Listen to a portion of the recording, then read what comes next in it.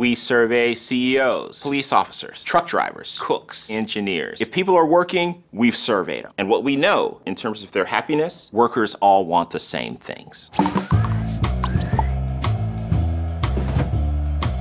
There's 3 billion working people in the world, and about 40% of them would say they're happy at work. That means about 1.8 billion, or almost 2 billion people, are not happy at work. What does that do, both to those people and the organizations that they work in? Well, let's talk about money. Organizations that have a lot of happy employees have 3 times the revenue growth compared to organizations where that's not true. They outperform the stock market by a factor of 3. And if you look at employee turnover, it's half that of organizations that have a lot of unhappy employees. The miracle thing is you don't have to spend more money to make this happen. It's not about ping pong tables and massages and pet walking. It's not about the perks. It's all about how they're treated by their leaders and by the people that they work with. So, I'd like to share a few ideas that create happy employees. Idea number 1. In organizations where employees are happy, what you find is 2 things are present: trust and respect. Leaders often say, we trust our employees, we empower our employees, and then when an employee needs a laptop, and this is a true example, 15 people have to approve that laptop. So for the employee, all the words are right, but 15 levels of approval for a $1,500 laptop? You've actually spent more money than the laptop on the approval, and the employee feels maybe they're really not trusted. So what can an organization do to have a high level of trust? The first organization that comes to mind is Four Seasons. They have magnificent properties all around the world, and their employees are told, do whatever you think is right when servicing the customer. To hand that trust to your employees, to do whatever they think is right, makes the employees feel great. And this is why they're known for delivering some of the best service in the world.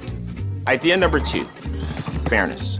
The thing that erodes trust in an organization faster than anything else is when employees feel that they're being treated unfairly. Employees want to be treated the same, regardless of their rank or their tenure or their age or their experience or their job category compared to anyone else. When I think about great organizations who get fairness right, the first organization that comes to mind is Salesforce. They found that men and women working in the same job with the same level of proficiency were making different amounts of money. So immediately, they calculated the difference and they invested $3 million to try and balance things out. Idea number 3 is listening. So to be a listener who connects with all types of people, we have to unlearn a few things. We've all been taught about active listening and eye contact, an intense stare, and a compassionate look. That's not listening. Repeating what the person says, that's not listening.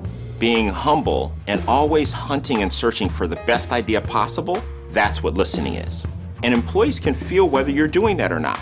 They want to know when they talk to you and share an idea, did you consider it when you made a decision? The one thing that everybody appreciates and wants when they're speaking is to know that what they say matters so much, you might actually change your mind.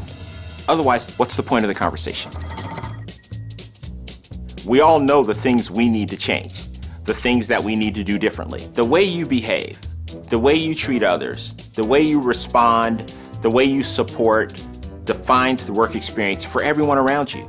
Changing to be a better person, the world is littered with those failures. But changing because there's something you believe in, some purpose that you have, where you're willing to risk almost everything because it's so important to you. That's the reason to change. If it's not, you should probably find a different place to work.